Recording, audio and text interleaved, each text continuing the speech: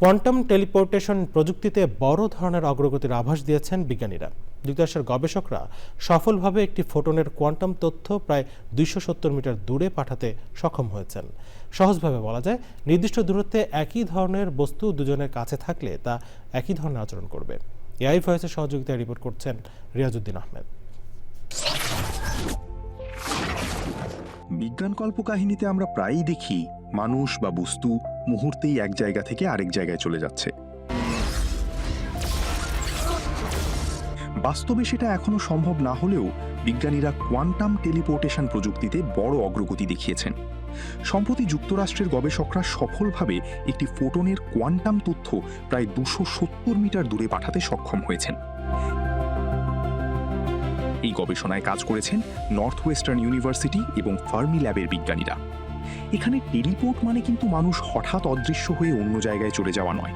বিজ্ঞানীরা মূলত আলোর ক্ষুদ্র কণা ফোটনের তথ্য বা অবস্থা এক স্থান থেকে অন্য স্থানে স্থানান্তর করেছেন। এটা কিভাবে কাজ করে? সহজভাবে বললে বিজ্ঞানীরা দুইটি ফোটনের মধ্যে বিশেষ ধরনের একটি সংযোগ তৈরি করেন। এই সংযোগকে বলা হয় কোয়ান্টাম এনট্যাঙ্গেলমেন্ট। এটা অনেকটা এমন, ধরুন আপনার আর আপনার বন্ধুর কাছে একই ধরনের দুইটি ম্যাজিক কয়েন আছে। আপনি আপনার কয়েন ঘোরানোর সঙ্গে সঙ্গে দূরে থাকা বন্ধুর কয়েনও একইভাবে প্রতিক্রিয়া দেখায়। কোয়ান্টাম জগতে এই অদ্ভুত সংযোগকে বলা হয় কোয়ান্টাম এনট্যাঙ্গেলমেন্ট।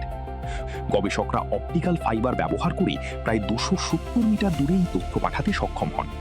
সবচেয়ে গুরুত্বপূর্ণ বিষয় হলো এই পুরো প্রক্রিয়ায় তথ্যের নিরাপত্তা বজায় ছিল। বিজ্ঞানীরা বলছেন এই প্রযুক্তি ভবিষ্যতে কোয়ান্টাম ইন্টারনেট তৈরির ভিত্তি হতে পারে।